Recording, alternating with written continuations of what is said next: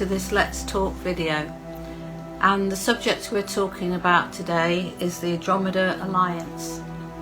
I've started a little group of videos about the beautiful celestial guardians that work with Earth, and I think there'll be 7 in the set, so look out for those, and they will be covering each alien being that's been talked about in my Celestial Guardian book, which is this book here for your reference. This is a channeled book from my Pleiadian guide Kyaserial, who has revealed many new beings as well as extended knowledge on what we have been given so far and channeled to other channelers on Earth as well as myself. So the knowledge in these videos and the book is beyond our technology, and a lot of it's not in it yet, and this knowledge will start to come out to other people as well. So these videos are, you will be listening about beings and events or where they live, and you won't have had this knowledge before. So my name is Sharon Barber, and I'm a channeler, and I'm a light spiritual channeler reader, and I'm a mentor and a teacher, and I'm a leader of spiritual knowledge. I've been channeling for over 7 years now, and I've actually realised I was doing it before that, without actually knowing I was doing it, and it's led to 10 books. And the book I'm referring to today is what I've said is the Celestial Guardians of Earth. Now, this channeled knowledge, I can't keep it all in my brain, so I'm actually going to be referencing to this book today as I speak, and I'll be pulling out key points in chapter 3 of the Adromeda Alliance and about the Adromedan race. So the Adromedans have been communicating with a lot of channelers and through trance for a little while now, and if you go on to our Google Earth or whatever browser you're on, you will find channeled information about them. In this book, what Kyaserial has done from the Pleiadians' point of view is, well, she starts off by saying, my race is honoured to work beside what you understand as Adromedan beings. And what we have to understand with the alliance with Earth, there's many beings that work with Earth and have formed an alliance under the Intergalactic Council, and who oversees planets, and then you've got the Light Council that oversees the galaxy, and that's for every galaxy in the universe. If you want to know more about that, obviously there's a lot of information about that in the book, and they really just highlight through the book something about the race who works with us, and a little bit more information about why they're working with us, because you know, there's a reason why these beings are coming to work with Earth, and a lot of this, they've been working with us for thousands, millions of years, but it's really since the Second World War that this is really sort of they've changed the way they work with us, and I explained that a lot in the Pleiadian talk I did, in the Pleiadian video if you want to go and watch that. So we understand Andromeda as a nebula, which is approximately 2.5 million years away from Earth, and it's our nearest galaxy. We're in the Milky Way galaxy, and they quite often see it as our sister galaxy. Now the area of Andromeda has got lots of planets, and there's one Pacific race that works with us at the moment. And they are known as the Cycalians, so that's Cycalliens. Now with my dyslexia, they're giving me these spellings which aren't words in our vocabulary, and I'm trying to pronounce them. I don't even know if I pronounced it right, so I will spell out any that sound I might not be sure about. And that is their home. This is their home planet. The planet is a land and water substance planet.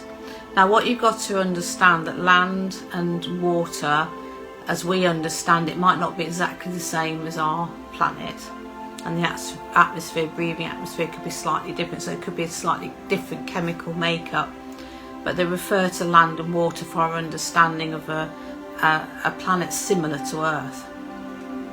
And now I've had the privilege of visiting this particular planet they're talking about in my I say dream state, but actually my ethereal essence connected with my soul travels, and I travel for different reasons, and a lot of it is for learning, and sometimes I'm taken to planets and I have experiences and I remember them, and then I don't know why, and they're in there somewhere, and then when I come to write a book, out it comes, and this is one of these experiences. And when I go, it's like I'm an observer. Sometimes I can be seen and other times I can't. And one of these occasions I felt like I was observing, looking at the planet almost through like a screen and seeing it. And I remember thinking, especially what the sky was doing was very unusual, because there's nothing like that on Earth. So that their planet is land and water substance. The atmosphere, their sky reflects in pinks and lilac colours. They don't have a blue sky, they have a pink stroke lilac colours. I think it sort of blends together. And the clouds, their equivalent of clouds, echo these colours as well. So the best way I can explain it is the clouds, their atmosphere, the clouds move in one direction on the upper atmosphere, and then they'll move in another direction on the lower atmosphere. Now, from what we understand from our gravity, I didn't even know if that was possible, but what they say quite often, especially in the Pleiadian video, is that our perception needs to change beyond our understanding, because we think that everything in the universe can only have life if it's like Earth. But some of those planets that we dismiss as no life have life, and it's not a life we understand in the form we understand, and some of it is very highly intelligent life. So we have to, and way beyond us, you really need to change our perception. It's a beautiful planet with smooth terrain and rolling hills, and their plant life is made up of colours, purples, lilacs, yellows and oranges. And there's also within their colour spectrum colours that we wouldn't recognise in the Earth 3D energy spectrum that we see with our eyes. They keep their structures low level, and they describe them as honeycomb shapes, a bit like the beehives. So that's interesting. They have clean power energy system which they harness from their star, and the energy in the universe around them, and their technology reaches out far into space. They have an off-world space station, and they have spaceships for light travel, and spaceships which are circle shaped, just being shown, circle shaped. I've got my guides here with me, and I think I'm going to mention those in a minute, they say, because that's part of something they're helping us with. They are beautiful beings, they're very heart-centered beings in the higher dimensions, and we would understand them as physical beings that can adapt to multi-transitional way of existence. So they have the physical form like the Pleiadians. They're very highly ascended, and they can, through mind control, detach a reflection of themselves in this multi-transitional energy of light, and incarnate, be guides, and travel to places, then come back to the physical form of the information. So it might be quite hard for some of you to understand, but it's something that we can do it in our meditation and dream state, but some of us have been completely unaware of what's happening. You must remember also we are actually a telepathic race, and this is how these beings are starting to communicate with us. And it's just trusting that we actually have the makeup in us to actually extend to this way these beings have developed. Because at one point they would have been probably similar to us in their understanding, not quite so naive. I've just been given, but yeah, they've all progressed, and this is this is millions of years with them. So they look like they are humanoid forms. A humanoid form. So we are humanoids, and there's loads of humanoid species for the universe, but all slightly different, or some very different. And basically it means it's like legs, arms, head, structure, digestive system. Not all of them are the same. like heart, livers, kidneys, don't all have that. Most will have a breathing system to function, and probably mouth, ears, the 5 sort of senses, but their brain capacity would be a lot more highly developed than ours if they're in the 4th or 5th dimensional above existence. So yeah, they're tall and slim with graceful bodies. Their skin is what we call translucent, and it's like a pale lilac grey, and it has a soft feathered toe marking on it, which is so subtle that unless you sort of look close at the skin, they're just showing me their skin, you wouldn't really see it, but some of them have like some stronger markings on their face, so it's like a tone over the skin. I'm not aware that I've actually got an Adromedan guide, but I've got my Pleiadian guide here, and she's given me images to look at. They've been observers of Earth for a very, very long time, and when the Intergalactic Council and the Light Council went to the overseers saying Earth is in a self-destruct mode after the First and Second World Wars, and we didn't seem to be learning from these, that's when they triggered this new alliance, and a lot of beings that observed actually became part of the alliance and became guides and incarnated. And this is and they started around the time of the Atlantis experiments. This was over 300,000 years ago. So they have become part of the architects, so they've got a bit more here to read for you, become the architects of Earth. They choose mainly at the moment to be guides up to 80 years ago, and then they joined us so they joined the Pleiadians in the incarnation program and the other beings that are overseeing Earth. And so I'm just reading this. Okay, so any Adromedans that incarnate into a child of Earth will have the mission to be a healer. Occupation, medical, caring, holistic fields of healing on Earth, because they are a very healing race, and that's one of the areas they wanted to work with us to help us. One of the other things they do is bring new knowledge into our atmosphere, and they've done that for a very long time. All the inventions on Earth have been put telepathically in some form of energy into the atmosphere, and some beings, humans with more of an avatar soul, which is here for more of a spiritual mission to invent something new or possibly make a change to Earth, would pick up this knowledge. So it's like Tesla. He's actually in the book. He did experiments, and it was a period where he transmitted electrical power over long distances without wires or cables.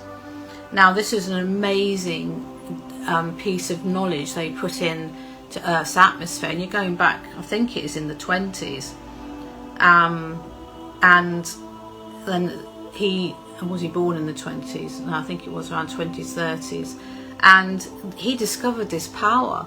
And it's do you remember I said the Adromedans connect to the universal energy? Well, this is like universal energy, so it's like currents of energy. He discovered that he can grasp this and turn it into electricity, and we could have actually empowered our planet with this without any of the coal, the factories, the nuclear sites. But the powers to be didn't see this bringing them wealth, so they went down different routes. Now in the modern day, I've been told, they are fully aware of this, and they actually have technology to do it, but they still don't, and they're waiting for resources to run out, like oil, gas, I'm trying to think what the resources are. Coal's already obliterated just about, and of course that caused so much pollution in the Earth, and this would have kept the Earth clean. And of course we've since discovered solar, wind, water energy. So by 2030 there's going to be a lot of depleted resources on Earth, which are starting to show now, and this new energy will then be reconsidered by the governments. They're also amazing negotiators. I remember being told the Anakai need to be negotiated with for them to come to Earth and to leave Earth. I'll be doing another video on them, and the Adromedans were part of that negotiation. They have a way of working with beings that, if they don't all agree, they have apparently an amazing way of working with, and everybody would come out of that with some feeling like they've achieved something from it, and everybody would feel that they've come away with something. And even those that perhaps didn't get exactly what they wanted, they would have got something from the negotiation. So this does go on. So how do they help us? That's a big question, isn't it? They're part of the architect's plan. So they're balancing, okay, with the awakening and COVID, there's a video on that, so please go and watch that. The energies of Earth have been changing, and there's an old frequency which we've been living in, and we've got the new frequency energy. They've been helping with this new frequency, bringing in light balance. They do this through coded energy downloads of spiritual knowledge to individual Earth leaders of knowledge, so like people like me. These knowledge codes will help release ancient healing wisdom in our human DNA, and some will trigger the lost knowledge and introduce this into their holistic work and teachings, which is what I do. And hopefully a lot of people watch this with the light workers or teachers of knowledge will recognise that. One of the big things they've re-brought back into Earth is something called sound healing. Now, if you're how can I put this? Okay, so if you're a holistic healer, look into sound healing if you haven't already. So it could be gongs. So I use these. These are from a lady called Debbie Walker, and different sound forks. They're brilliant. I use them on myself. It's really helped my arthritis. If we get a headache, any ailments, it's it's called forking yourself, and you can get a book and everything with it. So just email me if you want. That's email me, Sharon at bengalrose.uk, if you want any information. Now, sound healing is the forefront of our healing, and there's already like prostate cancer, there's sound waves, and the medical sciences are beginning to see and understand this with vibrational frequencies. Now, what they're not understanding is that this is actually tuning into the greater good of the universe, and the guides and healing guides that work with this, if we use these instruments, will help enhance that, and they will channel where it needs to go. Now, that's the more spiritual side of it that happens. Obviously, the medical procedures and the scientists, they'll see themselves zapping the sounds until they think it's them doing it, but there's also a bigger power that will be behind it as well. It's also to do with your intent of mind. If you think you're going to be sick, you will be. If you think you're going to be healed, well and healthy, younger, fitter, live longer, and keep working in that mind thought, get yourself balanced in mind and physical body, and thinner and fitter, then yeah, you will have a longer life. And it's the mind has control over all the atoms and cells of our bodies. The other thing they're doing is bringing spiritual awareness to Earth, humans, from the higher selves through to the incarnated soul level. Now, this is to help humans become aware of what we consume and can affect our energy levels, and learn to maintain a high frequency energy for ascension. So I'll just be talking about that. So I've got a little list here I'm going to read out to you. A clean, unpolluted planet, so you have clean water, air and food. So this is what they're bringing to humanity now, this intelligence of knowledge, to realise that we're polluting our world, and you can see evidence of that with the ocean charities, the waterways being cleaned up. We're becoming very conscious now that if we don't start to change, we won't have a planet to live on much longer, or sustain a quality of human life which we all desire. Less meat-based food products, focusing on the lighter meats such as fish and organic chicken, organic farming, vegetables, fruit in home and community spaces.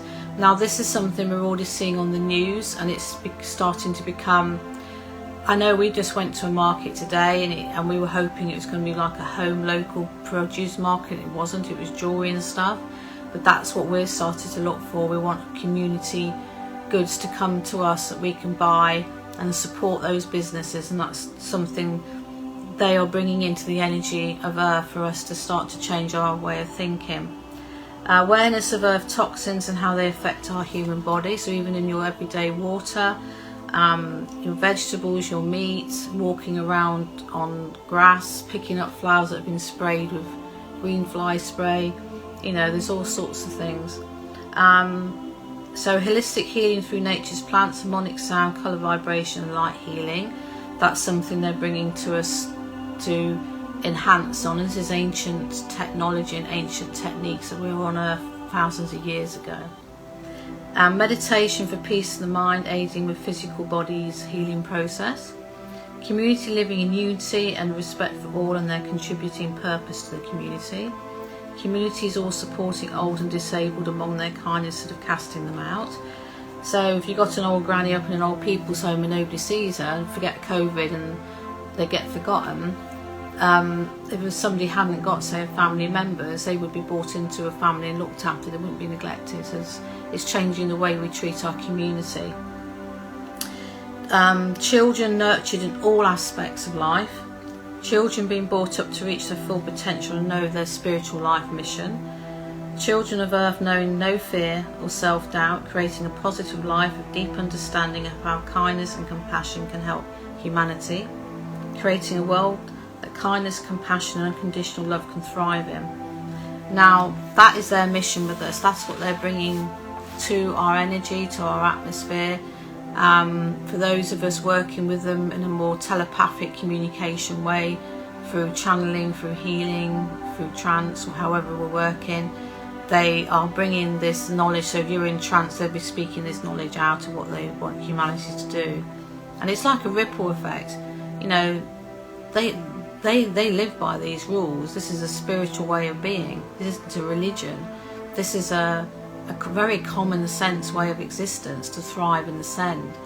And we unfortunately are not all seeing that, or millions of us aren't seeing it. So they're trying to bring that message out in different ways. They have been slowly revealing themselves to us more and more, which the internet will show, but they're probably the ones that haven't revealed themselves a lot, because they've really been working behind the scenes more, but they are starting to step forward and become, we're becoming more aware of them, especially us that know our guides. So they're bringing all this message and this channeling and guidance, and they hope that over 200 years the Earth frequency grows. If you read the New Earth book, The Light Over the Horizon, New Earth, The Light Over Horizon, that tells you about the Earth's history from about 6 billion years ago with ascension beings up to 200 years in the future. And it's a follow-on from the Atlantis book. Both those two books are written in a story form, but the planet Durakara actually exists, and it's my home base of creation, so my soul is actually from that planet, and it's a physical humanoid being with a very high ascension level. Right, I know it's hard to imagine all this, but that's a quick breakdown of the Adromedans for you and how they're helping Earth. And we're going to get more information and more knowledge, the more of us that connect and can learn to channel. And they're waiting for the day, like all of these beautiful beings are, where we can be in acceptance of them without fear, and they will then join us. Now, I did mention their spaceship earlier in this round. They have what we call a unison space they create. So they have this special sphere spaceship. It looks like a circle to me, and I'm seeing it's almost like lots of windows and colours around it, and this is a huge object to be out in space, obviously. And the space of unison is they create this energy field where all beings from different creation sources, so light beings and the Dakarats and the Silicans, all of those beings, the Pleiadians, can meet and understand and talk to each other, and it's translated. There's also the light language code, so the beings that have knowledge of that. So unfortunately on Earth we are not very knowledgeable of it, but there are some of us now in trance speaking it, and there'll be those which have had their DNA triggered, that if they hear the light language they might be able to understand and translate it. So, and they are preparing us for this time in the future where we will join the Intergalactic Council. We'll have technology to travel the stars under the guidance of the Pleiadians, because they're going to be at the forefront with us for this. They will walk amongst us on Earth. They've done it before. They can adapt themselves to breathe in our atmosphere. They have a self-adapting physical system. And they said back then when they first came, it wasn't as polluted as it is now, obviously. And they have a lot of technology to be with us and live among us.